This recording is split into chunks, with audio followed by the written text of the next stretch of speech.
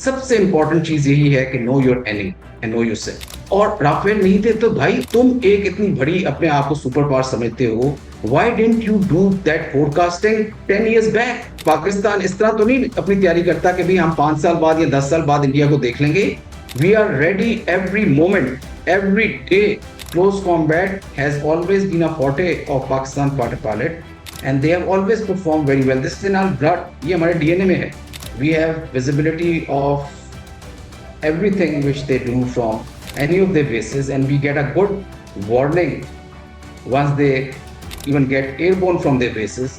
मैं ये सिर्फ कहना चाहूंगा कि carrier is not a major threat for us, rather carrier becomes a liability once it is anywhere close in vicinity.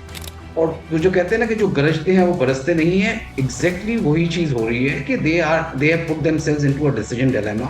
Indian air force शायद ये चीजें 4 से 5 दिन से ज्यादा बर्दाश्त ना कर सके। The nuclear neighbours have to be very much respectful to each other. तो आप इंडिया के एयर चीफ को इस वक्त क्या कहेंगे, डायरेक्टली एड्रेसिंग?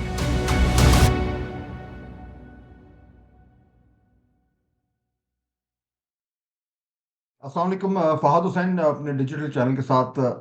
हम आज बड़ी डिफिकल्ट सिचुएशन में हैं, और आज से चंद दिन पहले जो हमने एक पॉडकास्ट किया था, जो बड़ा वाइडली शेयर भी हुआ, उसको देखा भी गया, उस पर कमेंट भी हुआ। मार्शल आमिर मसूद हमारे साथ उस पॉडकास्ट में भी थे।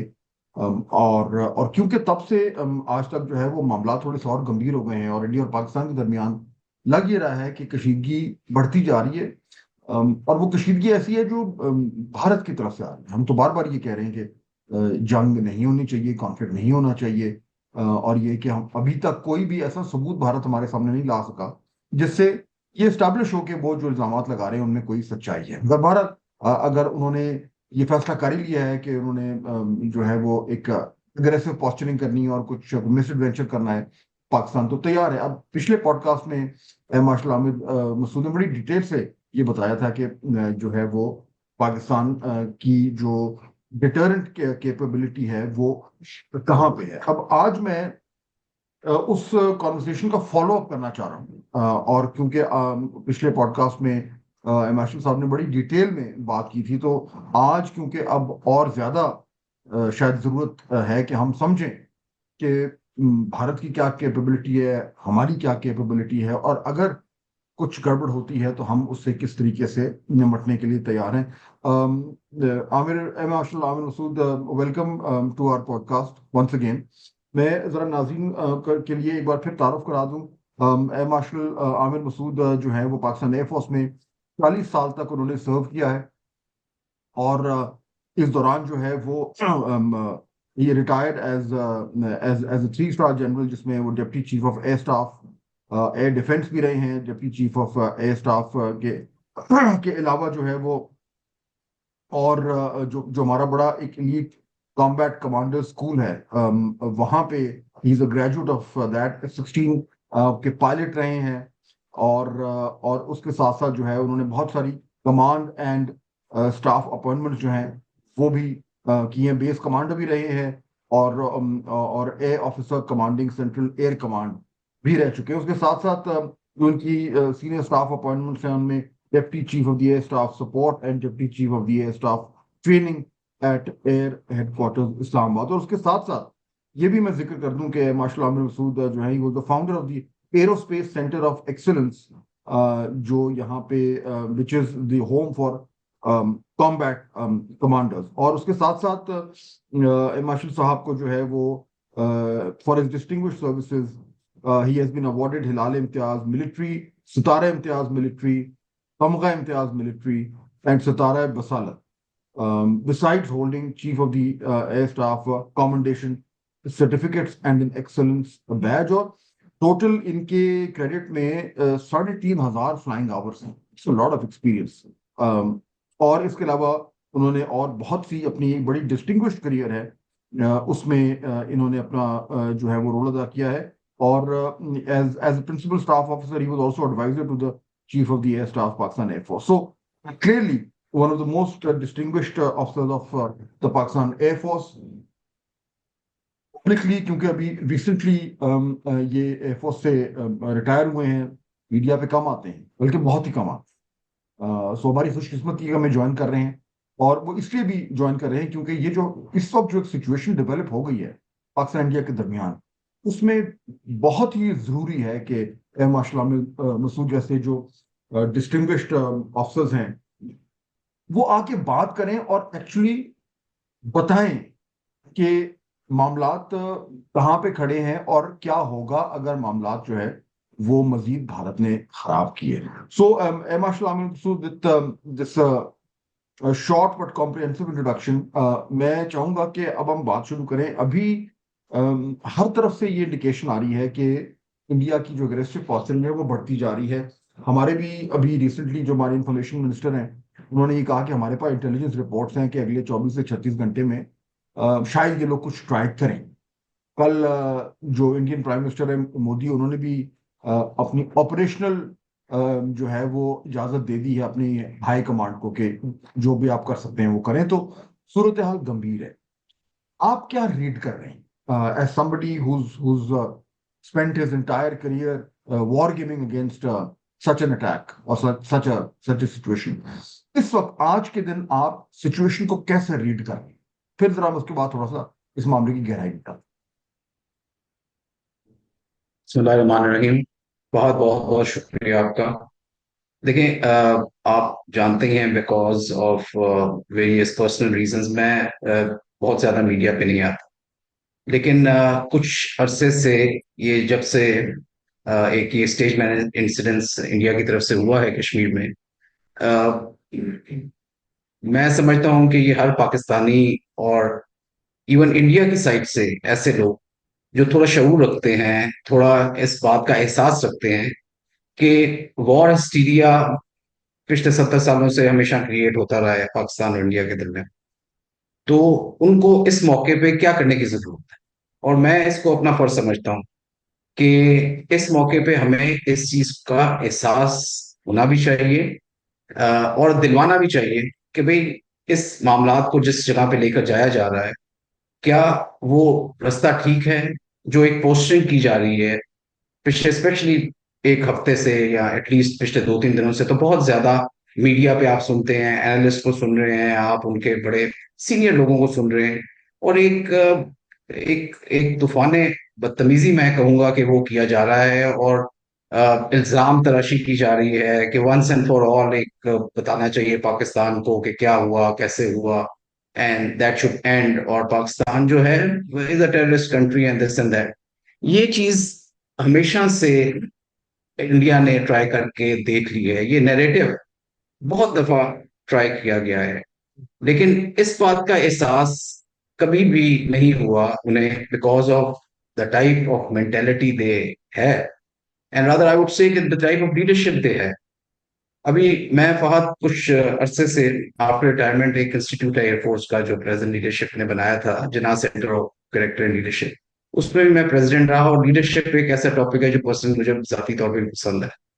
तो मैंने ये जानने की कोशिश की, और मैं ये सोच रहा था पिछले अरसे में कि क्या वजह है कि कोई सेम किस्म की वॉइसेस नहीं आती, स्पेशली इंडिया की तरफ से, और एकदम से ये कोई भी अटैक होता है तो वो पाकिस्तान पे फौरन इल्जाम लगा दिया जाता है, वॉर हिस्टीरिया क्रिएट कर दिया जाता है, और ये बताया जाता है कि जी हम जो है ना, we are going to do something very wrong with you and you will remember it.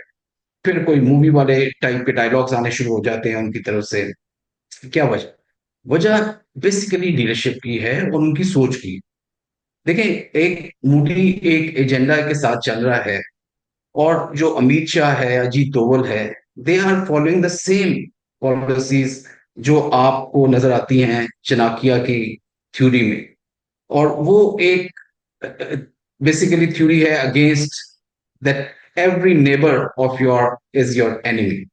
और अखंड भारत वाला चक्कर, India being the biggest country has all the neighbors have to subdue in front of them. So ये mentality जो है ना, वो उनकी उनसे एक इंस्पायरेशन लेती है। हमारी जो इंस्पायरेशन रही है लीडरशिप की, वो हजरत मोहम्मद सल्लल्लाहु अलैहि वसल्लम की लीडरशिप से रही है। हमारी इंस्पायरेशन इकबाल के उन अशार में रही है जिनमें आपको ये नजर आता है कि निगाह बुलंद सुखन दिल नवाज जहां पुरसोज, यही है रफ्ते सफर मीर कारवां के लिए। और सबक फिर पढ़ सदाकत का, अदालत का, शुजाअत का, लिया जाएगा तुझसे काम दुनिया की मांग। सो इन चीजों में एक आप डिफरेंस नजर आता है आपको कि लीडरशिप इज नॉट अबाउट सब डूइंग अदर्स, और या किसी को आप थ्रेट कर रहे हो या किसी को आप फोर्स से टेक ओवर कर रहे हो। उसके अंदर निगाह बुलंद विजनरी लीडरशिप चाहिए, स्टेट्समैन होना चाहिए। अभी जो आखिरी, अगर आप देखें किसिंजर की जो किताब थी लीडरशिप के ऊपर, उसने दो टाइप के लीडर बताए। एक वो जो कि स्टेट्समैन होता है, और दूसरा वो जो कि प्रॉफिट टाइप लीडर होता है, जो अपना कल्ट बनाता है, जो पर्सनलाइज पॉलिसीज बनाता है। मोदी की जो फ्रेम ऑफ माइंड है वो हमेशा से पर्सनलाइज उस पर रहा है। पुलवामा उन्होंने किया इस वजह से, because he was threatened and he was feeling insecure that he will lose the elections. So he didn't do it for the sake of the prestige of his country. He did it for personal reasons. और बंदे भी मर गए उसमें, humiliation हुई air force की, जिसको air force बड़ी अच्छी तरह जानती है, उनकी मिलिट्री बड़ी अच्छी तरह जानती है। देखें उस तरह की ह्यूमिलेशन के बाद उसने इलेक्शन चले जीत लिया because of the media fake things, और जो हमने पिछली दफा भी डिस्कस की थी। लेकिन वो लीडरशिप का एक मॉडल नहीं है जिसको हम इम्यूलेट कर सकते हैं। ये और वाला जो यही ये चीज वाला जो आप, हाँ, ये वाला जो लीडरशिप आप बात हम करें, फिर मैं सवाल करता हूँ जी। यही चीज आज आज भी आपको फाहद देखे नजर आती है कि एक वॉर हिस्टीरिया क्रिएट कर दिया गया है। They are in their own track actually. अब डिसीजन मेकिंग उनके लिए बहुत मुश्किल हो चुकी है कि भाई क्या कर सकते हैं। आप खुद देखें, what all options are available to India. They want to go kinetic, they will come kinetic. We don't have any problem with that. We will return with force and with something which is going to be more damaging for them also. ये They जो go for kinetic वाला limited option है, option, हाँ, इसको they जरा go step for, by step, इसको step by step जी, लेके चलते हैं ताकि थोड़ा सा जो लोग सुन रहे हैं उनके लिए आसानी थोड़ी हो जाए। पहला जो ऑप्शन है काइनेटिक का, जो अगर वो उसको लोकलाइज्ड अफेयर करना चाहते हैं, लेट्स अज्यूम, और वहां पे उनको ये कहा जाता है कि जी देखें, अगर आप कोई पाकिस्तान में आके बहुत बड़ा कुछ तरह का इवेंट करते हैं तो फिर तो एस्केलेशन को रोकना बड़ा मुश्किल हो जाएगा। तो अगर कुछ करना भी है तो इस तरह करें कि वो एस्केलेट ना हो। उसके लिए अगर वो कोई स्मॉल स्केल चीज करना चाहें which is more symbolic in value, और जिसका रिस्पॉन्स भी हम उसी प्रोपोर्शनेटली दें, वो आपके ख्याल में क्या हो सकती है at a localised tactical level? बिल्कुल। देखिए ये कोई क्रिकेट मैच नहीं हो रहा, मैं आपको बताऊं ना, ये कोई कोई बॉलीवुड मूवी टाइप चल रही है। This is a real thing which is happening. This is something which involves lives of people on both the sides of the border. 100 1.5 billion की पॉपुलेशन है दोनों साइड्स पे। दे आर नॉट हैविंग मतलब issues of कोई ego का मसला नहीं चल रहा, उन्हें रोटी पानी का मसला पड़ा हुआ। उन पॉपुलेशन को, उनको वो चीजें चाहिए। एक लीडर उठ के जो है वो आपको मतलब जो मर्जी कह ले, भड़के मार ले और आके वॉर हिस्टीरिया क्रिएट करके और एक्शन कर ले। कोई ऐसा एक्शन, फाहद मैं आपको बिल्कुल स्ट्रेट बताऊं, ऐसा नहीं होगा कि जिसमें वो ये समझते हैं कि they will get away with that bye humiliating Pakistan, and they will be able to create some sort of narrative where Pakistan will not be able to respond. कोई ऐसा एक्शन हो नहीं सकता, चाहे वो काइनेटिक है चाहे वो non kinetic.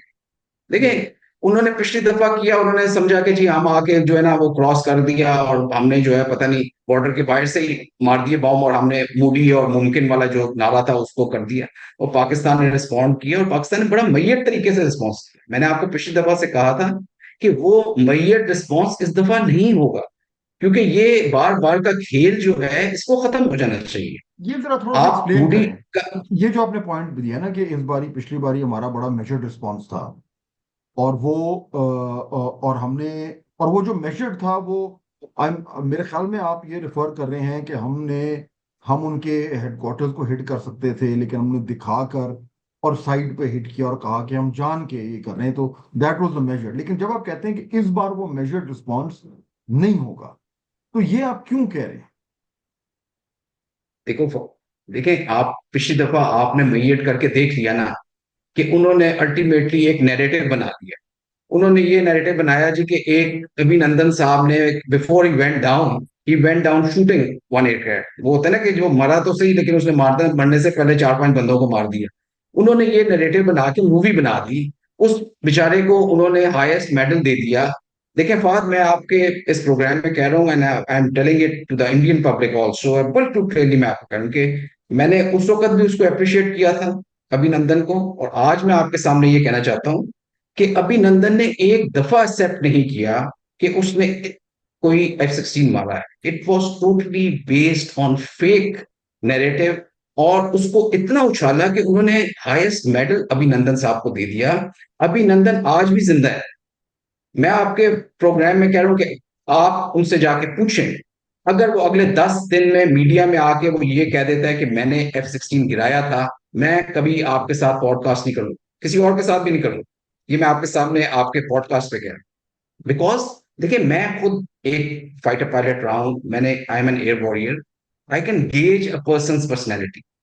I have been instructor on F-16 for more than 7-8 years, और मेरे बहुत सारे स्टूडेंट्स थे जो उस ऑपरेशन में मौजूद थे, and I am proud of them that we ended up shooting Abhinandan and other aircraft as well. But ये भी मैं आपको बता दूं, and I would like to caution the Indians that the best is yet to come. और अभिनंदन को I feel that at least he was brave enough to cross the border. उसके बाद उसको जो भी हुआ उस बेचारे के साथ, कि जो इलेक्ट्रॉनिक वॉरफेयर जिस तरह किया पाकिस्तान ने, and he didn't know where he is going till the time he was shot, and that was the last time जब उसको होश आया, तो वो ग्राउंड पे लोग उसको मार रहे थे या उसको पकड़ा हुआ था, जो भी किया हुआ था। और दैट वाज द टाइम उसको कहता है कि मुझे पता चला कि जी ये हो गया मेरे साथ और मिसाइल लगे एंड आई इजेक्टेड। वेयर वो वाले भी जहाज थे जिनको हसन ने जब मारा Su-30 को, तो वो पूरी फॉर्मेशन भाग गई। उसके पीछे जो MiG-29 थे वो भी भाग गए, और वो भाग के मेरा ख्याल में वो रुके हैं जाके कि बांग्लादेश के करीब, क्योंकि वो पूरा एयर स्पेस जो है वो खाली थी। और मैं मैयड इस वजह से कहता हूं कि पाकिस्तान एयरफोर्स उस वक्त 6-7 और इंडियंस को मार सकती थी, बड़े इजीली मार सकती थी। And that was the time कि मेरा ख्याल में उसके बाद फिर शायद मोदी साहब के लिए कोई नैरेटिव बनाने की गुंजाइश ना होती, if you would have shot 7-8 birds in the air. And this is what we are going to do now, inshallah. That, if that sort of thing happens and they dare to violate the airspace of Pakistan Air Force, which they should not, and they are very much cognizant of this. ये मैं पिछली दफा भी आपसे जिक्र किया था कि उनकी लीडरशिप, उनकी मिलिट्री लीडरशिप, उनकी एयरफोर्स की leadership, they know what sort of humiliation they suffered last time in Pulwama. ये जो अभिनंदन का मैं जिक्र करता हूं, उसको भी पता होगा, क्योंकि हम उन स्क्वाड्रंस में रहे हुए हैं, फाइटर स्क्वाड्रंस में। हमें बड़ा मुश्किल होता है सामना करना अपने कुलीग्स का, कि वो उसने किस तरह से उनका झूठ के ऊपर सामना किया होगा, जबकि उनको हकीकत का पता है कि ऐसी कोई चीज नहीं हुई थी, कि कोई पाकिस्तान का जहाज नहीं गिरा। उसके बाद उसने अपने वालिदैन के सामने, अपनी फैमिली का सामने एक सामना करना होता है। एयर वॉरियर्स के कुछ ईथोस होते हैं, or that has to be followed. And I personally believe that that gentleman never claimed an F-16. It was all based on lie. इसकी एक proper inquiry होनी चाहिए, and you will find that एक fake narrative पे एक बॉलीवुड उसके ऊपर इन्होंने जो है ना, मोदी उसको अभिनंदन को जो है हाईएस्ट अवार्ड दे दिया और पाकिस्तान का क्लेम कर दिया। दुनिया की किसी और एयरफोर्स ने, those who were monitoring that thing, never ever said that any F-16 had been shot by any of the Indians, तो whereas आपका the two claims which we did हाँ were very clear। बिल्कुल और उसके बाद हाँ helicopter भी गिरा, लेकिन हेलीकॉप्टर उन्होंने खुद मारा। हम जी चाहते तो हम क्लेम कर सकते थे, लेकिन हमने नहीं क्लेम किया। देखिए, ये एक अच्छी एयरफोर्स की, एक प्रोफेशनल एयरफोर्स की निशानी होती है। और जिस तरह इकबाल अपने शाहीन के मुतालिक कहता है ना कि वो किसी का मरा हुआ गोश्त नहीं खाता, तो we never claim that F-16 which was shot because of their own air defense system। इनके अंदर बहुत सारे गैप्स नहीं हैं नहीं जो मैंने पिछले बार भी हेलीकॉप्टर जिक्र जो किया। हेलीकॉप्टर ऐसा उन्होंने मारा कोई था एक्शन नहीं वो इतना सर्जिकल तरीके से कर सकते कि वो मैंने कहा वो आए मैं और क्लियर कर सर्जिकल दूं ना कि तरीके से करें। आप भी कह रहे थे कि उन्होंने जो F-16 ही हेलीकॉप्टर जो मारा था ना हेलीकॉप्टर जो हिट किया था अपना हेलीकॉप्टर मारा उन्होंने, हाँ तो हाँ हेलीकॉप्टर अपना अपना मारा, तो हमने वो हेलीकॉप्टर नहीं क्लेम किया। हम, हमने नहीं क्लेम किया था अगर बिल्कुल कोई सही होता जिस तरह इनकी मेंटेलिटी है कि इन्होंने हम्म एक ऐसा F-16 क्लेम कर लिया जो कि कहीं गिरा ही नहीं, हम्म तो ये अच्छा मतलब ठीक है व्हाट वो स्टॉप्स तो us clear from claiming the helicopter. Exactly I think that's a very good point लेकिन मुझे ये बताएं कि अब जाहिर बात है वो सारा कुछ हुआ उन्होंने भी देखा वो उन्होंने जो मर्जी एक वो एक कहानी बना दी है जो कि बिल्कुल झूठ पे मबनी है वो कहानी तो चले उनके लोग शायद बिलीव कर रहे हैं लेकिन जो लोग फैसला साज हैं जो डिसीजन मेकर्स हैं इंडियन एयरफोर्स में और बाकी और जगहों पे उनको तो पता है एक्चुअली क्या हुआ था दे नो कि वो जो बात कर रहे हैं वो गलत है अब इस वक्त अब उनकी जो जो उनकी एयर कैपेबिलिटी है और जो हमारी एयर कैपेबिलिटी, अगर आप उसको कंपेयर करें तो इन टर्म्स ऑफ शेयर नंबर तो जाहिर बात है उनकी एयरफोर्स ज्यादा बड़ी है, लेकिन शेयर नंबर्स तो किक इन करते हैं जब आपकी ऑल आउट वॉर हो रही है। जब ऑल आउट वॉर नहीं हो रही और आई अज्यूम कि वहां पे इतनी कल होगी कि वो ऑल आउट वॉर की तरफ नहीं जाएंगे, हम उसमें ही बात करते हैं बाद में। लेकिन अगर एक लिमिटेड उन्होंने एयर एंगेजमेंट करनी है, लिमिटेड एयर एंगेजमेंट, और पुलवामा और बालाकोट का जो सबक है वो उनके सामने है, तो आपके ख्याल में उनके उनके जहन में किस तरह की ऑप्शंस मौजूद होंगे जो वो कर सकते हैं, और हमारे इस वक्त जो प्लानिंग है वो किस तरह की होगी? ऑब्वियसली मैं ये तो नहीं चाहूंगा कि आपको ऑपरेशनल डिटेल्स बताएं, but generally what ever you can share, ताकि लोगों को, हमें भी समझ आए और खास तौर पर अक्रॉस द बॉर्डर लोगों को समझ आए। बिल्कुल ठीक है। देखिए फहद, ये एक बड़ा, इसके ऊपर बहुत ज्यादा डिस्कशन भी हो रही है, आप भी सुनते होंगे प्रोग्राम, डिफरेंट किस्म के सिनेरियोज पेश किए जा रहे हैं। तो मैं, मतलब with my experience and with my knowledge of the type of strength which both the countries possess, देखिए सबसे पहली चीज जो होती है ना वॉर करने से पहले, and I hope this the leadership of India understand, जिस तरह संजू ने कहा था कि know your self and know your enemy, thousand battles thousand victories. So you have to know them, you know them not only about कि भाई उनके पास material के लिहाज से, कैपेबिलिटी के लिहाज से क्या है, बल्कि उनका रिजॉल्व कैसा है, उनकी लीडरशिप कैसी है, उनकी मोटिवेशन लेवल कैसा है, उनकी कैपेबिलिटी टू रिस्पॉन्ड कैसी है। और अगर आप इन सब चीजों को मैयर करें, सबसे इंपॉर्टेंट चीज यही है कि know your enemy and know your self. देखिए आप अगर इन दोनों चीजों को वे करें किसी स्फेयर में भी, किसी जुमरे के लिहाज से, अगर आप कन्वेंशनली वे करें, अगर आप न्यूक्लियर के लिहाज से वे करें, तो कोई ऐसी चीज नहीं है जहां पे आपको ऐसा गैप नजर आएगा इतना ज्यादा कि पाकिस्तान को इंडिया सबड्यू कर सके। और दूसरी चीज कि अगर जहां तक एयरफोर्स का ताल्लुक है, मैंने बड़ी डिटेल में आपको पिछले पॉडकास्ट में भी बताया था, capability wise and also about the leadership strengths and the resolve which was there, कि कैपेबिलिटी वाइज जहां तक 2019 का एक एक एक मार्का हुआ और एक इंसिडेंस में हमें एग्जैक्टली पता चल गया कि इंडिया किधर खड़ा है और पाकिस्तान किधर खड़ा है, कि वो जो एक बहुत बड़ा rising India and shining India and all that stuff, and India having this capability and that capability after Pulwama, मतलब कोई एक एयरफोर्स का चीफ अगर ये क्लेम कर रहा है कि हमारे पास राफेल होते तो हम पाकिस्तान को मजा चिखा देते, मतलब हाउ हाउ कैन ही से दिस थिंग? उसकी अपनी कोई इज्जत नहीं है, उसकी अपनी कोई, मतलब अपनी एयरफोर्स के ऊपर कोई बिलीव नहीं है। वो यानी अपनी एयरफोर्स के मुतल्लिक ही मान रहा है कि मैं, हम हार गए, हम इस वजह से हमने मार खाई कि हमारे पास राफेल नहीं थे। और राफेल नहीं थे तो भाई तुम एक इतनी बड़ी अपने आप को सुपर पावर समझते हो, why didn't you do that forecasting 10 years back? Hmm. Why didn't you do it every year, that where do you stand vis-a-vis Pakistan? कोई पाकिस्तान इस तरह तो नहीं अपनी तैयारी करता कि भाई हम 5 साल बाद या 10 साल बाद इंडिया को देख लेंगे। We are ready every moment, every day. We are in a no war, no peace sort of situation, and we know if it happens today, at this very moment, हमारे पास इतनी कैपेबिलिटी मौजूद है कि हम उनको ना सिर्फ रोक सकते हैं, बल्कि इस तरीके से उन्हें रिस्पॉन्ड कर सकते हैं कि they will not be able to move out of their places. They will be in a decision dilemma. They will be in a decision paralysis rather. तो हम उसको ये नहीं सोचते कि भी 10 साल बाद राफेल आ जाएगा या हमारे पास F-35 आ जाएंगे, ये वो। जो हमारी कैपेबिलिटी है उसकी ऑप्टिमम यूज क्या है और उसको हम किस तरह से पिच कर सकते हैं अगेंस्ट द इंडियन एयरफोर्स। तो उस लिहाज से 2019 was a very clear example और we were able to prove it to the world. Plus उसके बाद अगर आप कहें जी राफेल उनके पास आ गया, उनके पास S-400 आ गया, उन्होंने कोई मॉडर्नाइजेशन की अपने नेटवर्किंग में, अपने सर्विलेंस के लिहाज से, अपनी ईडब्ल्यू कैपेबिलिटी में, अपनी स्पेस की कैपेबिलिटी में, अपनी साइबर की कैपेबिलिटी में या आर्टिफिशियल इंटेलिजेंस की कैपेबिलिटी में, ठीक है, granted. But Fahad, this doesn't mean that they have become a United States air force and we are some Iraq air force. या इतना गैप है हमारा, हमने शायद उनसे ज्यादा मॉडर्नाइजेशन की है। और सिर्फ mayor acquisition of aircraft don't matter much. उनको आपने एब्जॉर्ब करना होता है into the existing systems, because now it is all about system of systems. The system alone will not be able to perform if it is detached from the other war making tools and systems which you have within yourself. So it has to be very much meshed together, integrated together, fused together for creating a very synergistic response against any offense. सो वो अभी पाकिस्तान ने इस मामले में बहुत ज्यादा पेशरफ्त की है।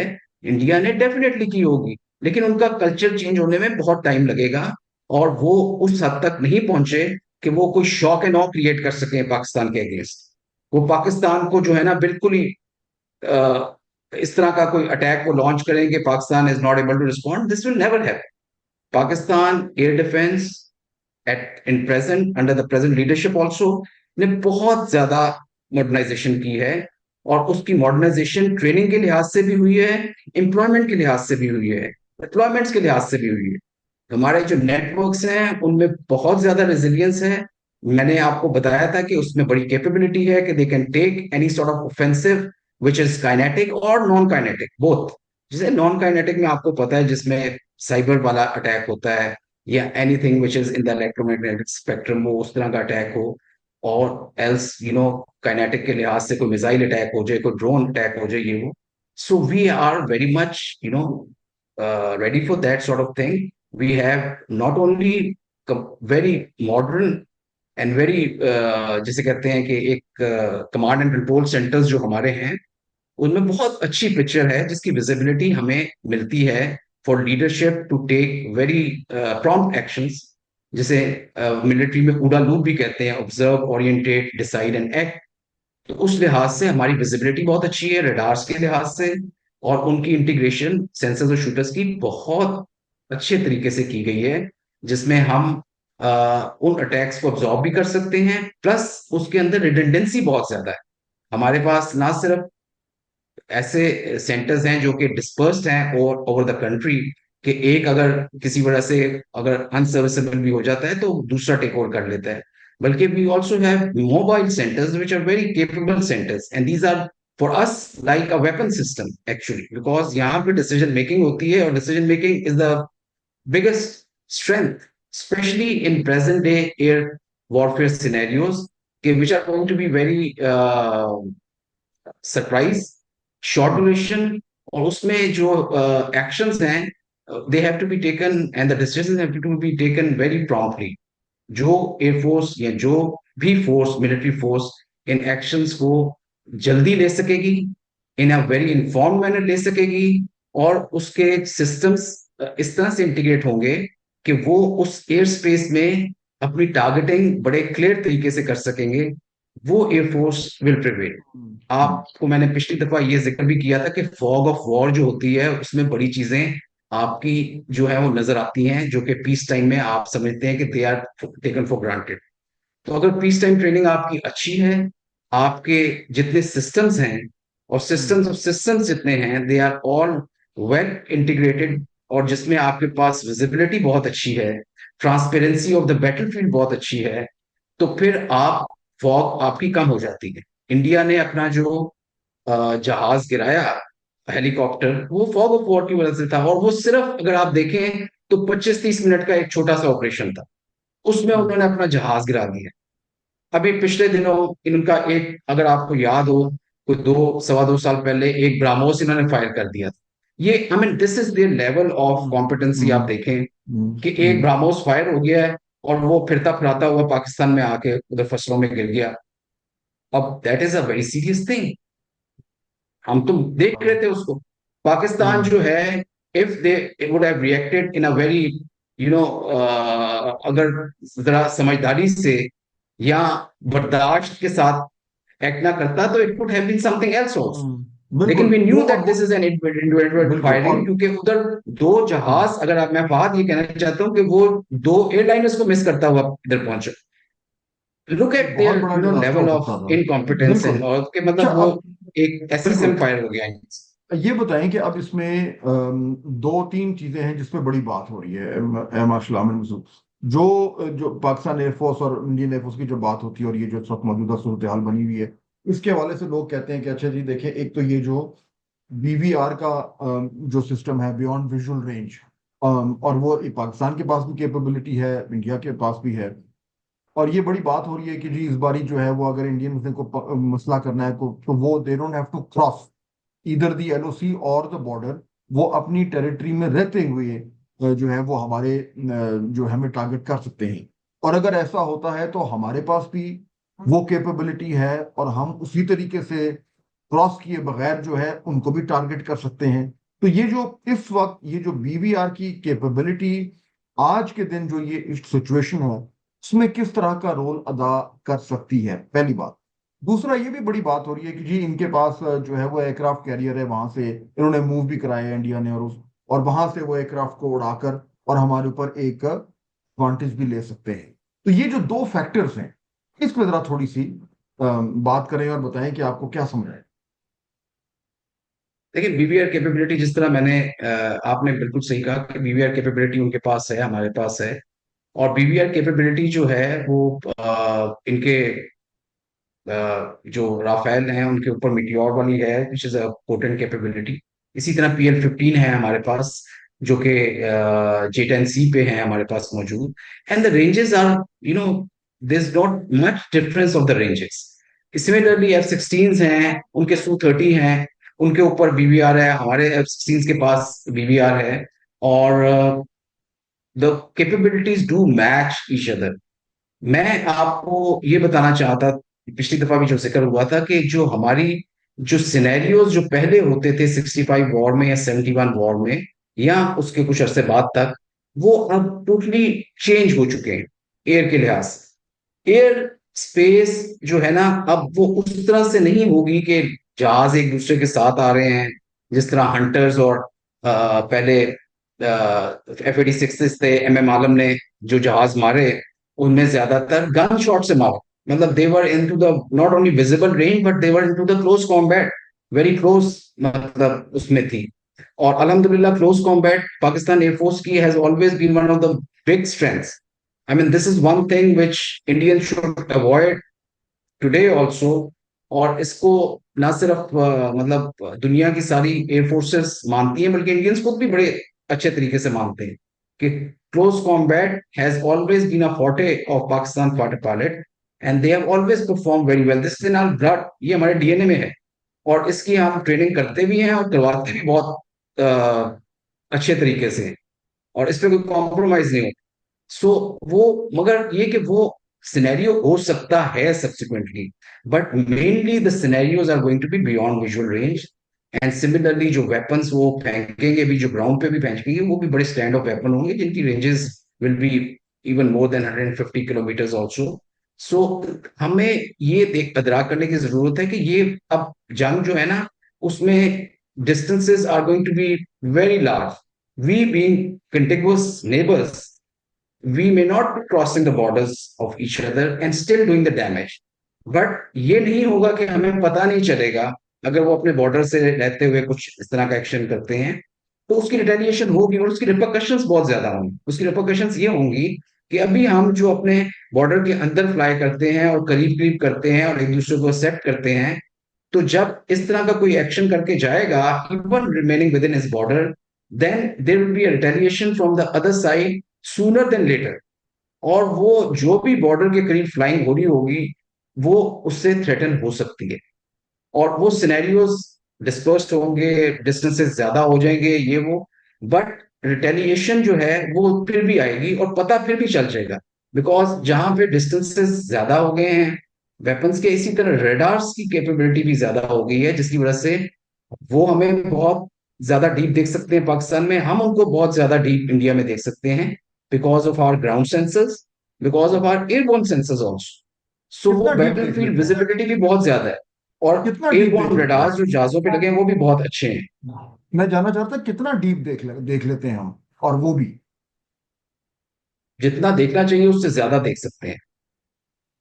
We have visibility of everything which they do from any of their bases, and we get a good warning once they even get airborne from their bases. हमारे पास स्पेस बेस्ड कैपेबिलिटी भी मौजूद है, और हमारे पास इस वक्त जिस तरह की एयरबोर्न रेडार्स की कैपेबिलिटी है that can see very much deep into the Indian territory. और सिमिलरली आपने जो जिक्र किया इनकी इसमें सी एक बॉर्न एक चीज मैं कैपेबिलिटी का जो एक मतलब एक सवाल से मैं जुड़ा हुआ और करूँ। एक तो चलिए आपने बताया कि जी वो नजर हम भी उन्हें देख रहे हैं, वो भी हमें देख रहे हैं। एंड आई अज्यूम कि हम सिर्फ आप हम वो नहीं बात कर रहे हैं कि जो वो एलओसी के आसपास का जो एरिया, हम काफी ज्यादा डीप उनकी उनकी जो भी मूवमेंट है उनकी एयरफोर्स की वो हम देख सकते हैं। ये बताएं, and again as as an amateur ये मैं आपसे सवाल कर रहा हूँ कि अभी भी रिपोर्ट हुआ, कल भी हुआ कि उनके जहाज जो है वो उधर पेट्रोल कर रहे थे, और हमने उनको देखा, but they were over occupied Kashmir. ये किस तरीके से हम जज करते हैं कि एक कुछ अगर उनके एयरक्राफ्ट हैं वो एक नॉर्मल पेट्रोलिंग कर रहे हैं वर्सेस के उनका एक अग्रेसिव इंटेंट है? क्या कुछ फॉर्मेशंस डिफरेंट होती हैं? कोई कोई ऐसा फैक्टर है जिससे हमें पता चल जाता है कि नहीं, ये नॉर्मल रूटीन में नहीं है, now they are into an aggressive attack mode? Is there a way to जज दैट? का अगर मैं सिंपल जवाब दूं तो yes we can come to know, जब एक नॉर्मल पेट्रोलिंग हो रही हो और जब कोई ऐसी मिशन आ रहा हो जिसके एग्रेसिव इंटेंट है, उसका ना सिर्फ ये कि डिस्टेंसेस वाइज वो साथ करीब आना शुरू हो जाएगा, बल्कि उसकी कंपोजिशन बड़ी डिफरेंट होगी। और हमारे पास ये भी इंटेलिजेंस इन्फो होगी कि किन किन बेसिस पे क्या क्या एक्टिविटी चल रही है, कि वो हमें they are preparing, at what level of war are they preparing against us. तो वो हमारे पास इंटेलिजेंस इन्फो होती है, plus once they take off और उनकी जो एक फॉर्मेशंस बन रही होती हैं और the way they are trying to come towards our border, we do have ways and means of knowing कि जी ये जो है ये एक नॉर्मल मिशन के लिए आ रहा है, सर्वेलेंस के लिए आ रहा है, या कॉम्बैट एयर पेट्रोल के लिए आ रहा है, या कोई इसके अजाइम है, कोई स्ट्राइक करना चाहेगा और वॉलेशन करना चाहेगा। एंड स्पेशली वंस जब इस तरह का माहौल हो कि जिसमें टेंशन बहुत ज्यादा ऑलरेडी हो गई हो, तो already people are on the guard and they are doing all sorts of measures. They are in a very strong surveillance mode. Plus, they are doing combat air patrol also on the both sides of the border.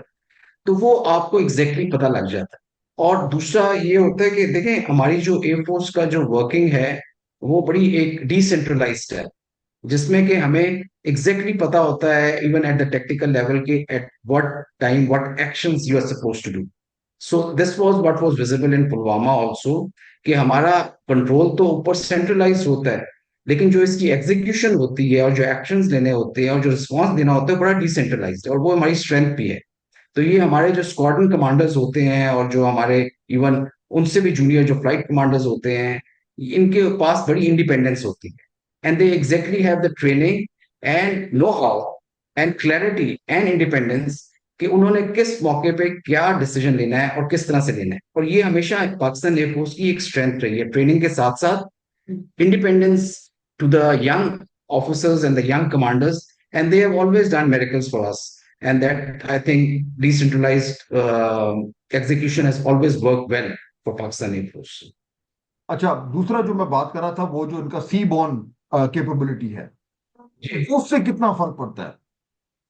एक फर्क पड़ता है उससे, इसमें कोई शक नहीं, लेकिन उसके साथ साथ वो देखें एक इंडियन हमने एक्सरसाइजेस की हुई हैं पाकिस्तान एयरफोर्स ने against American carriers also. I remember in 95 we did against Nimitz, and similarly Eisenhower के अगेंस्ट हमने की थी 94 में या 93 में।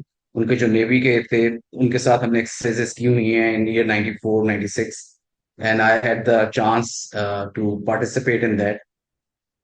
And if you compare them with the Indian carrier, वो एक डिफरेंट है बिल्कुल, बिकॉज उनके कैरियर की कैपेबिलिटीज बहुत बेहतर हैं। उनके सिस्टम्स जो हैं जिस तरह मैंने आपको बताया are very well integrated.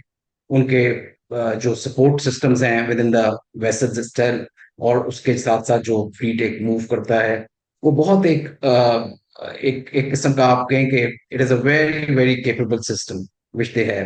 Plus उनके ऊपर जो जहाज हैं वो बहुत केपेबल हैं। तो वो आप ये ना समझे कि वो कोई आप कोई टॉम क्रूज की मूवी देख रहे हैं और नेवी की, और वो Indian carrier is going to be like that. Indian carrier has got lot of limitations, not only the carrier itself and the support elements which it has.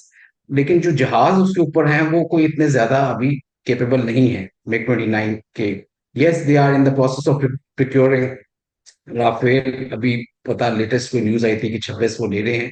That will take some time to operationalise and come on to the board. लेकिन मैं ये सिर्फ कहना चाहूंगा कि carrier is not a major threat for us, rather carrier becomes a liability once it is anywhere close in vicinity. और उसके जहाजों की कोई इतनी रेंज नहीं है कि बहुत दूर से रह के हमारे ऊपर कोई इस तरह का डैमेज कर सके, और उनके पास इतनी कोई एयर टू ग्राउंड कैपेबिलिटी हो या जिससे वो हमारे कोस्टल एरियाज को डैमेज कर सके। That will from my reckoning will be more of a liability if they bring the carrier closer to our sea and our coastline. Then it will be of any strength for them. So we are not really afraid of their career growth, just की इतनी कोई potency है भी नहीं. So basically, I personally think that won't make much of a difference for Pakistan Air Force or even for Pakistan Navy as well.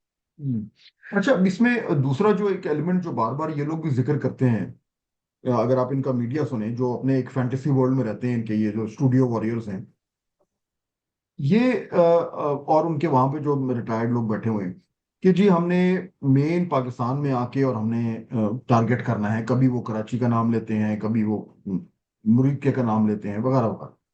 तो अगर वहां पे इतना डीप, अगर यानी मैं कंसेप्चुअली बात कर रहा हूँ कि अगर वो इस तरह का कुछ एक इतनी बड़ी गलती करते हैं कि पाकिस्तान के इतने डीप में आकर और कुछ चीज टारगेट करते हैं, तो ऑब्वियसली हमारा भी फिर जो प्लानिंग है वो यही है कि हमने फिर प्रोपोर्शनल रिस्पॉन्स ही करना है। तो फिर हमारा टारगेटिंग भी फिर ऑक्यूपाइड कश्मीर तो नहीं होगा ना, फिर जाहिर बात है फिर वो इंडिया प्रॉपर होगा।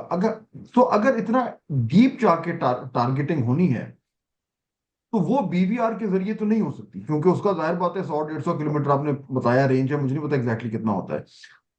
तो अगर डीप टारगेटिंग होनी है, खुदा ना खास्ता, तो फिर हमारे पास क्या ऑप्शन है फिर? Without sending our aircraft so deep into into Indian territory, फिर हमारे पास क्या ऑप्शन है? देखिए फहद, हमारे पास तो बहुत ऑप्शंस है। मैं आपको एक बात ये मतलब बिल्कुल क्लियर कर दूं कि इंडिया के पास ये जो ऑप्शन जो आपने जिक्र किया है, और ये जो अक्सर इस बात का इनके एनालिस्ट जो है जिक्र करते रहते हैं कि हम टारगेटिंग करेंगे ऑफ दीज टेररिस्ट सेंटर्स और हाइड आउट्स, और आप तो ये भी कहना शुरू हो गए कि जी हम मिलिट्री के टारगेट्स को भी अटैक करेंगे। तो भाई अगर करना है तो आप कर लें, इतना अरसा गुजर गया आपको तो आप why don't you walk you talk.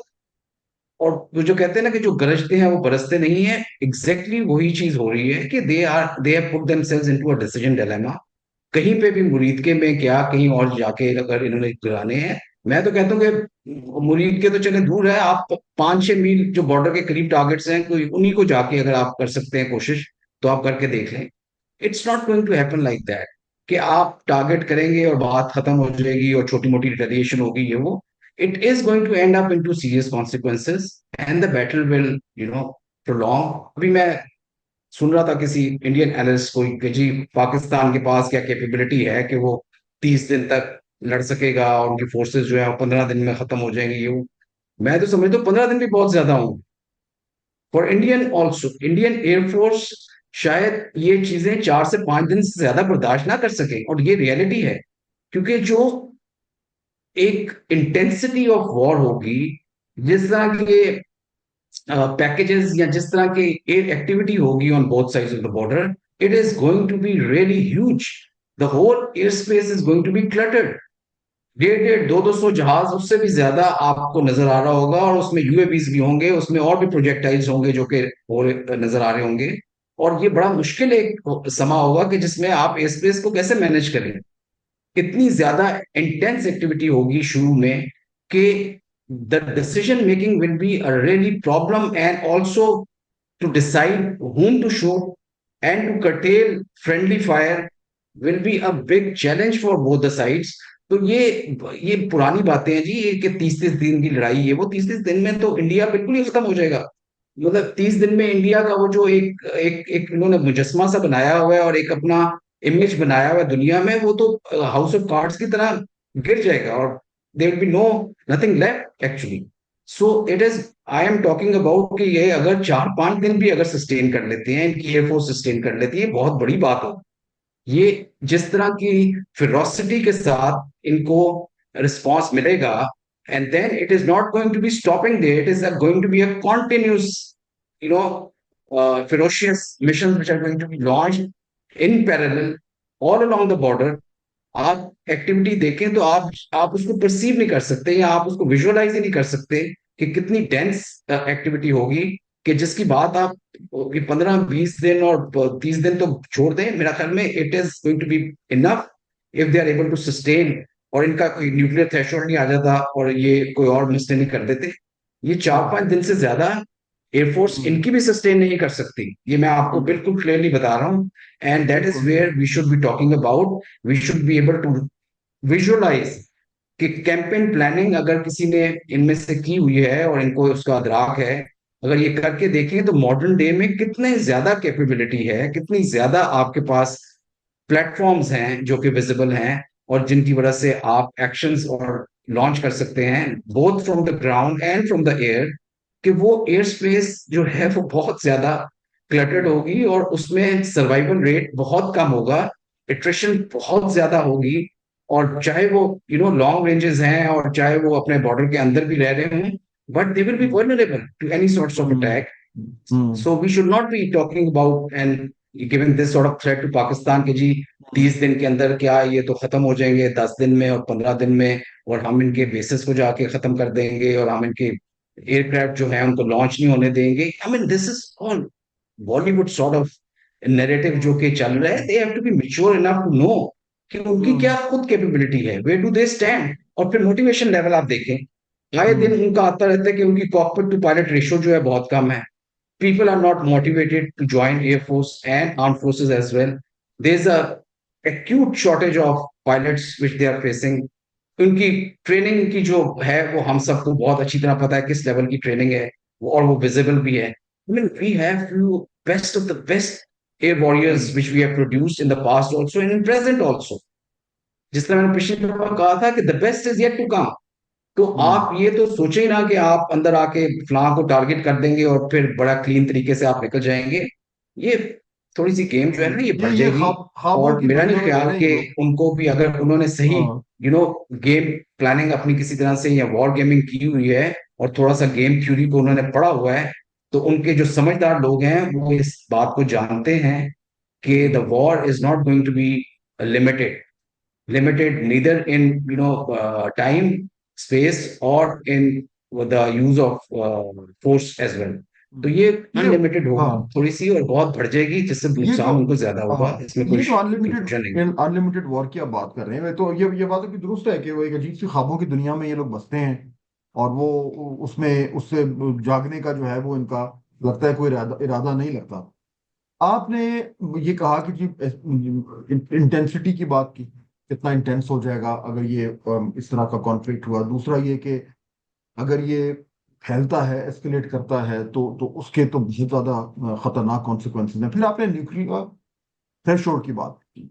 अच्छा, न्यूक्लियर थ्रेशोल्ड, मुझे लगता है कि बहुत सारे लोगों को इंडिया में शायद इसका पता नहीं है कि ये न्यूक्लियर थ्रेशोल्ड है क्या। वो समझते हैं कि शायद हमने ये सजा के चीजें रखी हुई हैं, they will never come into play. अब जो वो बात कर रहे हैं, जिस तरह की वो बातें कर रहे हैं, वो तो हमें तो वो एक तरह की एग्जिस्टेंशियल थ्रेट्स दे रहे हैं, चाहे वो पानी का मसला हो, चाहे वो दीगर मामला हो। और पाकिस्तान का तो जो एक न्यूक्लियर डॉक्ट्रिन है, और डॉक्ट्रिन को टॉप सीक्रेट चीज तो होती नहीं है। डॉक्ट्रिन का तो मकसद ही है कि हर हर सबको पता हो कि भाई इनकी क्या कॉन्सेप्ट्स हैं in terms of uses of their nuclear weapons और एनी अदर वेपन। तो हमारा डॉक्ट्रिन तो है कि हम नो फर्स्ट यूज नहीं करेंगे, क्योंकि हमारा तो हमेशा डिफेंसिव पॉस्चर होता है। और अगर ये हमें एक एग्जिस्टेंशियल थ्रेट देंगे, तो then the nuclear threshold will get triggered. मुझे लगता है कि इंडिया में शायद इस बात को की अप्रिसिएशन नहीं है कि व्हाट इट एक्चुअली मींस। तो मैं ये चाहूंगा, और ऑब्वियसली जो ये डॉक्ट्रिन होता है मार्शल साहब, ये एमए कोई सिर्फ किताबों में तो नहीं होता। ये जो हमारे आर्म फोर्सेस हैं, उनकी इसमें ट्रेनिंग होगी, उनके उसमें एसओपीज हैं, एवरीबडी नोज कि कब क्या चीज जो है कैसे इस्तेमाल होनी है। मैं चाहूंगा थोड़ा सा आप जरा ये एक्सप्लेन करें the nuclear threshold, what it actually means for us. और एयर एयर वॉर में इसका क्या रोल होगा? देखिए, इसका रोल बहुत ज्यादा है। जब आप दो नेबर्स हैं और दोनों न्यूक्लियर हैं, there has to be an element of respect whenever you are either using force or trying to destabilize your neighbor. ठीक है, तो nuclear threshold will always come in. अब इसको मैं क्वालिटेटिव सॉरी क्वांटिटेटिव वाइज तो मैं आपको exactly different scenarios के लिहाज से उसको नहीं बता सकता, लेकिन इतना जरूर बता सकता हूँ ब्रॉडली कि जब भी आप किसी कंट्री को उसकी सोवरेनिटी को चैलेंज करेंगे और उसकी जो इंटेग्रिटी है और sovereignty is at stake, then that country will use that weapon, which is going to be the last resort for them. Or else, if you try to destabilize a country to an extent where there is an anarchy, or you are trying to, curtail all the limits, और उसको corner करने की कोशिश करेंगे, तो वो उसके option हमेशा से उसकी रहेगी। It's a weapon of deterrence and it should be used कि जहां पे मतलब आपकी और सब ऑप्शंस जो हैं वो खत्म हो चुकी है। तो आप जब भी अब मैंने आपको शायद पहले भी इस चीज का जिक्र किया था कि जब इंडिया में ओबामा गया था, तो एक कॉलेज स्टूडेंट ने उनसे पूछा था कि जी आप why do you keep helping Pakistan and why you friend with Pakistan once Pakistan is always abetting terrorism. तो उसने बड़ा सेंसिबल तरीके से उसे जवाब दिया कि देखो, the country which has the highest stake in stability of Pakistan should be India. ऐसा नहीं हो सकता कि एक मुल्क जो है वो बिल्कुल घुटनों पे आ जाए और उसमें बहुत ज्यादा इंस्टेबिलिटी हो, केओस हो, टेररिज्म हो, और दूसरा जो है वो राइजिंग एंड शाइनिंग इंडिया हो। तो ये हो नहीं सकता। The only way we can actually help each other is by having mutual interest and win win situation for each other rather than having a zero sum game, जिसमें हम एक nuclear countries को आप कभी भी कॉर्नर नहीं कर सकते। देखिए, आप किसी जानवर को भी कॉर्नर करते हैं तो वो फिरोशियस हो जाता है, he fights for his life and he becomes more dangerous and he ends up killing more than before he die himself. तो आपको ये बड़ी समझदारी से इसका मैं आपका जो इस सवाल का जवाब यही दूंगा कि the nuclear neighbours have to be very much respectful to each other, they should be very cautious of each other, and they should develop certain uh, confidence building measures where they are able to have a win-win situation, whether it is related to diplomacy, economy, military, or whatever. They should try to respect each other, and this is what is lacking as far as India is concerned। कि देखें, आप एक गलती करते हैं और आप अपने आप को मॉरल हाई ग्राउंड्स पे रखते हैं हमेशा। आपके साथ आपने जो कुछ कनाडा में किया, जो कुछ आप अमेरिका में करते रहे, टारगेटेड किलिंग, वही चीज आप कोशिश कर रहे हैं कि हमारे वेस्टर्न बॉर्डर्स पे उसको हॉट किया जाए और पाकिस्तान को डिस्टेबलाइज किया जाए। तो that is going to be of no use for you. And all of a sudden some incidents happen in Kashmir और any other part of India, आप ट्रिप करके पाकिस्तान को कहते हैं कि जी पाकिस्तान को ब्लेम कर दे और पाकिस्तान के साथ हम ये कर देंगे, वो कर देंगे। This doesn't shows maturity of the leadership.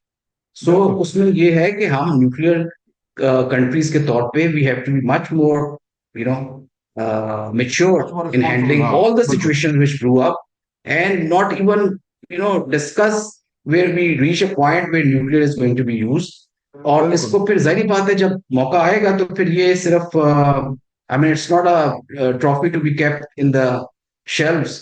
It will be, and that is where everybody should dread those moments, and बिल्कुल rather than creating such sort of scenarios, we should be able to serve the humanity on both sides of the border। बिल्कुल That's going ठीक to है। be much more बिल्कुल आखिर में हाँ, better for both the that's important countries। And again हमारा भी hope है कि जो इन्फॉर्मेशन आप भी दे रहे हैं और अदरवाइज भी जा रही है, सबको मालूम होना चाहिए कि व्हाट इंडिया में कि व्हाट दे डीलिंग।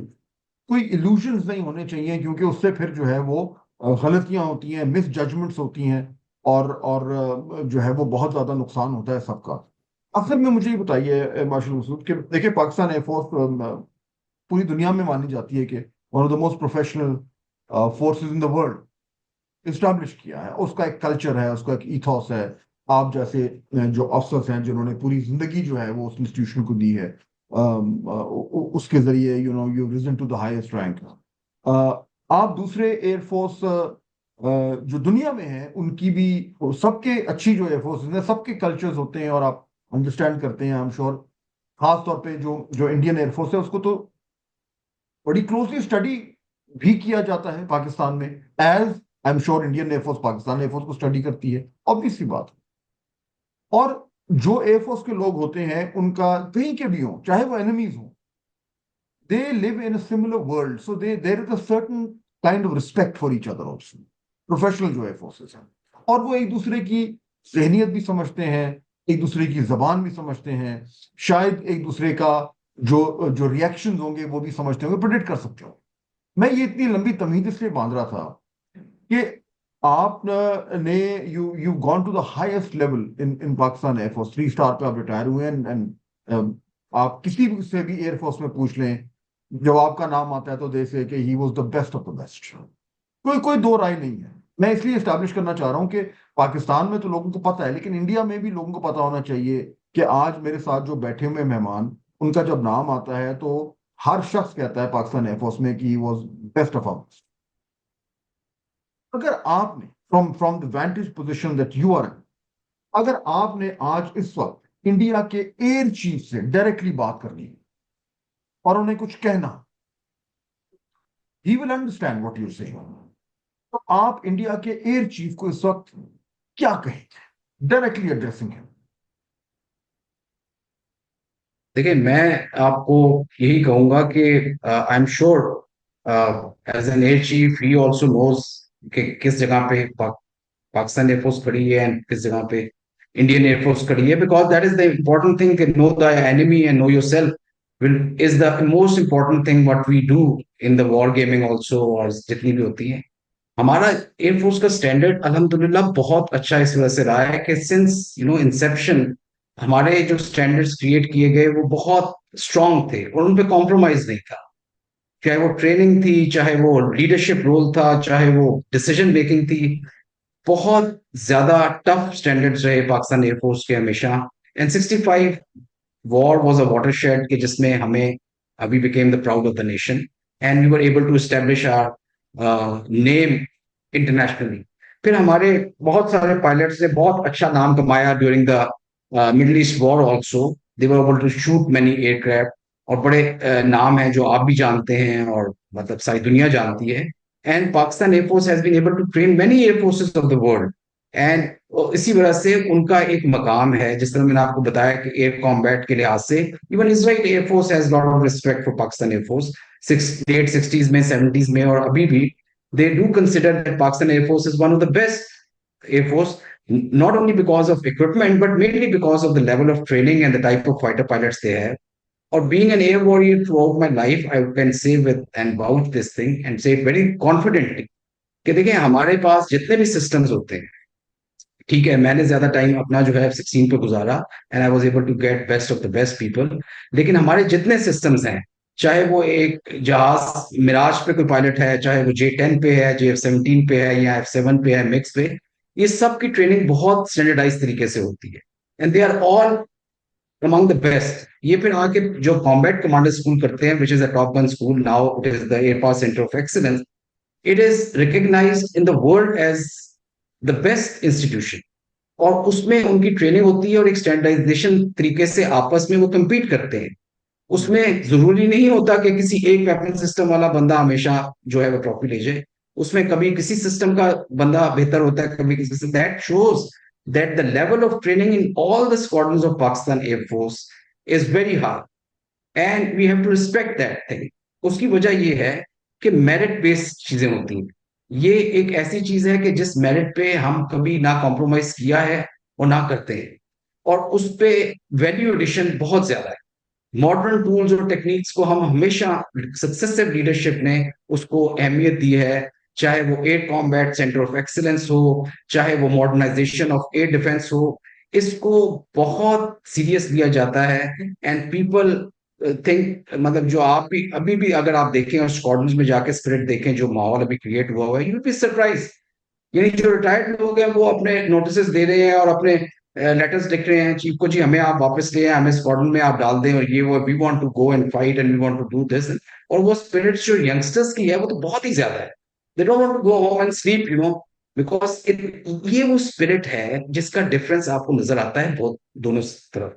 और मैं आपको एक जस्ट बिकॉज ऑफ यू आपने इस चीज को, मैं आपको उनका माइंडसेट थोड़ा सा ये जरूर बता दूं। I got a respect for all air warriors of any country, and same goes for India also. जिस तरह मैंने आपको अभिनंदन साहब को बताया कि उनका जो जिस तरह से था, आप उसका जितना मजाक उड़ा लें या चाय शाय का कर लें, at least he had the guts to cross the border, and he had the guts not to tell lie in front of the people and never said that he has shot an F-16. हम कारगिल की जब जंग हो रही थी तो हम fly कर रहे थे कारगिल के करीब, और अक्रॉस द बॉर्डर उनके होते थे ये मिराज 2000 और सू 30 और ये फ्लाई किया करते थे। तो हमारा एक इलेक्ट्रॉनिक वॉरफेयर का जहाज भी हमारे करीब होता था जो देखता था, मॉनिटर करता था उनको नजर। सिमिलरली उनका भी होता था जो हमें मॉनिटर कर रहा था, and this thing continued for quite many days. तो एक दिन उनके, हम मतलब जब फ्लाई कर रहे थे उस वक्त, I was on F-16 and I was flying to this side of the, मतलब कारगिल के करीब flying the combat air patrol. तो one day the electronic warfare जो स्क्वाड कमांडर था उसने कहा कि I would like to show you something and I have recorded something and you will be surprised to hear that. तो उसने मुझे वो पूरी वीडियो सुनाई, जो ऑडियो थी वो सुनाई। उसमें एक MiG-27 की फॉर्मेशन आई हुई थी जो श्रीनगर से टेक ऑफ करके एयर टू ग्राउंड बॉम्बिंग की प्रैक्टिस कर, ऊपर से एक जहाज गुजरता है जो एयरलाइनर है, और कंट्रेल्स उसके बनते हैं वो जो व्हाइट टाइप नहीं होते जो कंडेंसेशन से बन रहे होते हैं, and that's an airliner going. And because इनको पहले इंफॉर्मेशन होती होगी और इनको बताया भी जाता होगा कि उधर एक F-16 की भी कॉम्बैट एयर पेट्रोल, तो देर नंबर, जो इनका लीडर है वो अनाउंस करता है that there is an F-16 in the area, everybody to exit. अब ये आप लेवल देखें, और फिर उसके बाद वो चारों के चारों जो हैं अपने होम बेस की तरफ भागते हैं आउट ऑफ विजुअल, और इधर एक थरतल्ली मची हुई आपस में। कोई अमित कह रहा है तो कोई संजय कह रहा है एक दूसरे को, और where are you and I can't see you, कहता है forget about this, just return home. I mean this level of fear was there from an F-16 at that time once they were flying. और ये हमने पूरे recording जो है पूरे squadron में सुनाई है, and the level of motivation we had for that, because we always had lot of confidence in our system. हम जब बैठे होते थे, हमारी जो ट्रेनिंग होती थी, हमें कॉन्फिडेंस होता था कि we will end up doing very well against any sort of system which they are flying. और इंडियंस को भी इस चीज का बड़ी अच्छी तरह से, हमने जब स्टाफ कॉलेजेस किए और डिफरेंट जगहों पे इनके पायलट से हमारी भी मुलाकात होती थी और इंटरेक्शन होता था, तो they used to say it very clearly that we have lot of respect for Pakistan air force, because Pakistan air force has always perform very well and they are very professional. ये मैं आपको मतलब हकीकत बता रहा हूँ, और कुछ हम भी मिल चुके हुए हैं डिफरेंट कंट्रीज में जाके in staff colleges and different other forums. तो हमारा एक अल्हम्दुलिल्लाह एक स्टैंडर्ड है, एक स्टैंडिंग भी है, और Indian air chief very well know this fact that where do we stand, and we are going to not accept any sort of violation of aerial frontiers, and we have a very strong capability to respond very ferocious. And the best, I बहुत again say, is yet to come. बिल्कुल ठीक है। On this note आज का हम ये podcast खत्म करेंगे। Marshal Aamir Masood, always a pleasure. मेरे ख्याल में बड़ा इंपॉर्टेंट था आज जो आपने बातें की, और मेरे ख्याल में हमारी उम्मीद ये होनी चाहिए, एक तो ये कि जो पाकिस्तान में लोग आज आपकी बातें सुनेंगे उनको मोटिवेशन होनी चाहिए, उनको कॉन्फिडेंस आना चाहिए कि अब हम लोग बिल्कुल तैयार हैं, और अगर खुदा ना खास्ता दूसरी तरफ से कुछ गड़बड़ हुई तो उसका उसी तरीके से जवाब मिलेगा। और आपने जो बड़ी डिटेल में आज बात की इन टर्म्स ऑफ कि जो हम तैयार कैसे हैं और हमारी एयरफोर्स की क्या कैपेबिलिटी है और क्या ट्रेनिंग है और क्या मोटिवेशन है और क्या मोराल है, उससे बहुत ज्यादा फर्क पड़ेगा आई एम श्योर वो लोग जो पाकिस्तान में इसको सुन रहे होंगे। और उतना ही इम्पोर्टेंट शायद ये है कि जो इस वक्त भारत में लोग आपको सुन रहे होंगे, उनको चाहे वो आम लोग हों, चाहे वो जोकर्स हों जो उनके स्टूडियोज में बैठे होते हैं, या खुसूसन जो उनकी हाई कमांड है, आई थिंक उनको भी ये क्लैरिटी आनी चाहिए कि यहाँ पे किस तरीके से जो है वो हम रेडी हैं, और अगर वो कोई भी मिसस्टेप लेते हैं तो उसके कॉन्सिक्वेंसेस जो हैं वो बड़े खतरनाक हो सकते हैं। Once again thank you very much for joining me, and we hope, जिस तरह मैंने पहले भी कहा था कि better sense prevails in New Delhi. Till next time, laughs. मैं ये आखिर में कहता चलूं फहद, उकाबी रूह जब बेदार होती है जवानों में, नजर आती है उनको अपनी मंजिल आसमानों में। ना हो नौमीद, नौमीदी जवाले इल्म और इरफान है, उम्मीद मर्द मोमिन है खुदा के राजदान। नहीं तेरा नशेमन कसर सुल्तानी के गुंबद पर, तू शाही है बसेरा कर पहाड़ों की चट्टानों। Thank you very much. and we are Shaheen of Iqbal. Thank you very much, thank Thank you. you.